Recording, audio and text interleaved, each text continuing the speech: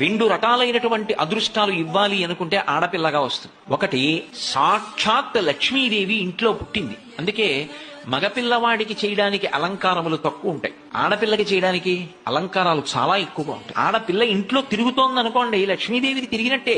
ఒకటి, ఆ పిల్ల పుట్టిన వేళ, ఆ పిల్ల తిరిగిన వేళ సాక్షాత్ లక్ష్మీదేవి ఇంటికి వచ్చిందని గుర్తు. రెండు, ఆడపిల్ల పుట్టింది అంటే ఆ పిల్లని ఎక్కడికి చేరుస్తున్నారు? ఎవరో ఓ పేరున్నవాడికి కాదు ఇస్తున్నది, సాక్షాత్ నారాయణ స్వరూపాయ వరాయ. ఆ వరుడు నారాయణ స్వరూపుడు. ఇప్పుడు లక్ష్మిని నారాయణుడి పక్కకి చేర్చారు. ఆ చేర్చిన కారణం చేత ఏమైంది? 10 తరాలు తర్వాత వచ్చేవి, 10 తరాలు నా ముందున్నవి, నేను ఒక తరం, 21 తరాలు ఉద్ధరింపబడ్డారు, ఉన్నత లోకాలకి వెళ్లారు. ఏది మగపిల్లవాడి విషయంలో చూపించండి అలా ప్రమాణం. అలా చేయగలడా?